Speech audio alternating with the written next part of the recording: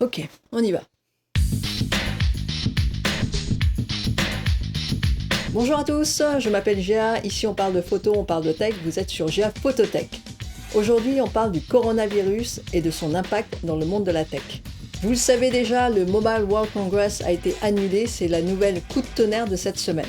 Pour ceux qui ne le connaissent pas, le Mobile World Congress est le salon dédié aux téléphones portables, aux smartphones.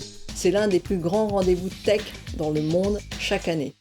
Tous les professionnels s'y déplacent pour voir les dernières innovations, mais aussi pour signer des deals. Et cette année était une année particulière parce que c'était le lancement de la 5G. Les organisateurs ont décidé d'annuler le salon parce qu'ils voulaient éviter de propager le virus, mais aussi parce que beaucoup de grandes marques et de grands exposants ont décidé de déserter le salon. Malheureusement, cette annulation n'est que la partie visible de l'iceberg sur l'impact du coronavirus sur le monde de la tech. Mais là, dans cette vidéo, on va voir plus en détail comment le coronavirus malmène le monde de la tech. Vous n'êtes pas sans savoir que l'épicentre du virus, c'est Wuhan. Wuhan, c'est une ville en Chine, mais c'est aussi un bassin industriel où beaucoup d'entreprises tech et automobiles se sont installées. Dans les entreprises tech, il y a notamment Beijing Oriental Electrics, BOE, qui est numéro 1 mondial des panneaux LCD, 21% dans le monde, leader mondial devant LG Display. Toujours dans la fabrication de dalles, il y a aussi CSOT, China Star Optoelectronic Technology, qui lui est 4e mondial. Il y a aussi d'autres grandes entreprises comme Tianma Microelectronics ainsi que Yangtze Memory Technology qui eux sont dans les mémoires et les composants. Dans l'automobile, là c'est toutes les grandes marques qui y sont. Il y a Honda, PSA, Volkswagen, BMW, Toyota, General Motors, Valeo et Nissan. Toutes ces usines travaillent actuellement au ralenti parce qu'elles doivent faire face à deux problèmes. D'une part, les ouvriers ne sont pas tous revenus au poste, et d'autre part, parce qu'elles doivent faire face à une rupture de stock des composants. Forcément, si vous n'avez pas les ouvriers ni les composants qui composent votre produit, c'est difficile de faire fonctionner une usine à plein régime. Pourquoi les ouvriers ne sont pas tous revenus à leur poste de travail ? Pour vous remettre dans le contexte, en Chine, la majorité des usines comptent sur une main-d'œuvre de travailleurs migrants. Tous les ans, le Nouvel An chinois est une période importante pour ces gens parce que c'est le seul moment qu'ils peuvent prendre pour aller revoir leur famille dans leur terre d'origine. C'est pour ça que la période du Nouvel An chinois est aussi chargée au niveau des déplacements. Et tous les ans, c'est la même chose. Les usines doivent faire face à ce problème récurrent. La plupart des travailleurs migrants ne retournent pas à leur poste de travail. Les raisons sont multiples.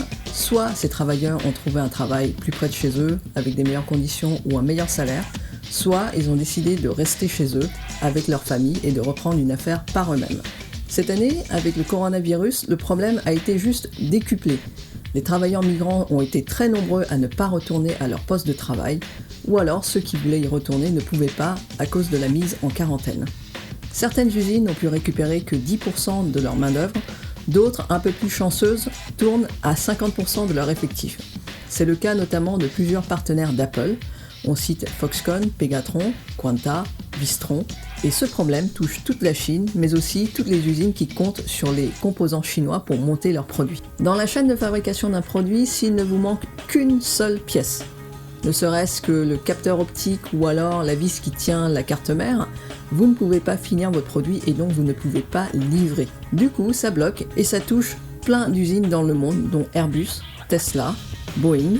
Au Japon, Nissan est aussi touché et même en Europe, Fiat Chrysler ne peut plus produire. Donc forcément, dans ces conditions, c'est difficile de faire tourner une économie et des usines à plein régime. Autant vous dire que pour faire redémarrer la machine, il va falloir un peu de temps. On est en train de tabler sur début mars, voire avril, si le virus est contenu. Mais ça, ce n'est qu'une partie du problème.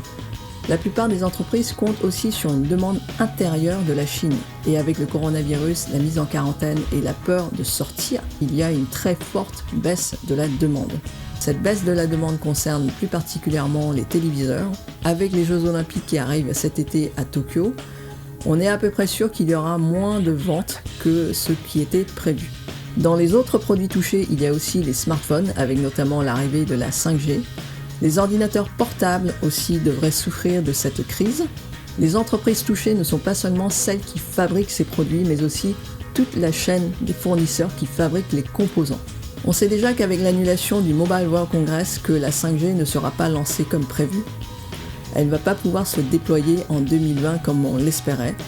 Et vous allez me dire, c'est pas grave, nous consommateurs, on peut bien attendre 1 an de plus. Moi la première. Et ce n'est pas pour nous que je m'inquiète, c'est plutôt pour les entreprises qui ont investi énormément dans cette infrastructure. Un retard de quelques mois pourrait mener à la faillite de certaines d'entre elles, et ça fait des gens au chômage. Ensuite, d'autres conséquences de tout ça, ça va être une rupture des stocks des produits, et ceux qui ne seront pas en rupture de stock, une flambée des prix. On parle déjà du report de certains produits qui devaient se lancer ou être annoncés cette année, notamment la PS5. À mon avis, ça va être un peu chaud. Dans cet océan de mauvaises nouvelles, il y a quand même quelques bonnes nouvelles. Malgré cette débâcle, Apple a certifié que l'annonce de son prochain iPhone sera maintenue. Quand on sait que Apple a quelques déboires avec ses fournisseurs, notamment Pegatron et Foxconn, on espère que ce sera vraiment le cas. Ceci dit, on sait déjà que Apple a arrêté d'envoyer des ingénieurs travailler sur l'iPhone 12 en Chine en raison des risques de propagation du virus. Comme traditionnellement, Apple annonce ses produits en septembre, on verra bien ce qui se passera à ce moment-là. De l'autre côté, TSMC, Taiwan Semiconductor Manufacturing Company, pourquoi est-ce qu'on s'embête à trouver des noms créatifs? Franchement. TSMC a annoncé qu'ils n'étaient pratiquement pas affectés par la crise, parce qu'ils ont encore la majorité de leurs opérations à Taïwan. Ils n'ont que 20% de leur production dans leurs usines en Chine. Pour info, TSMC, c'est le plus grand fabricant de puces électroniques dans le monde. Ils fournissent d'ailleurs AMD pour leurs puces Ryzen, ou alors Nvidia pour les puces graphiques.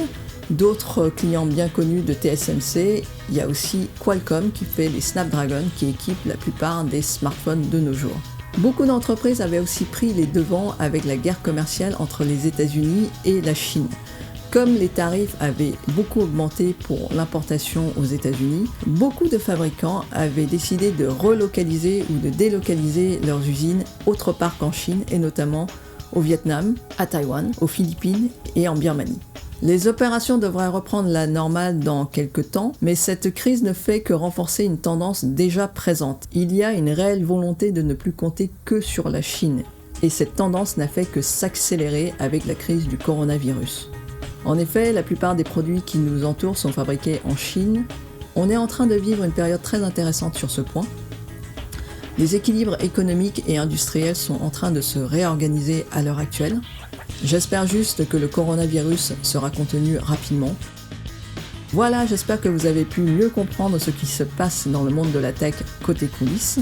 En attendant, prenez bien soin de vous, portez un masque au besoin et lavez-vous les mains juste après avoir cliqué sur le bouton ci-dessous pour liker ou pour vous abonner. Je m'appelle Géa, ici on parle de photo, on parle de tech, vous êtes sur Géa Phototech. Et sur ce, je vous dis à très bientôt.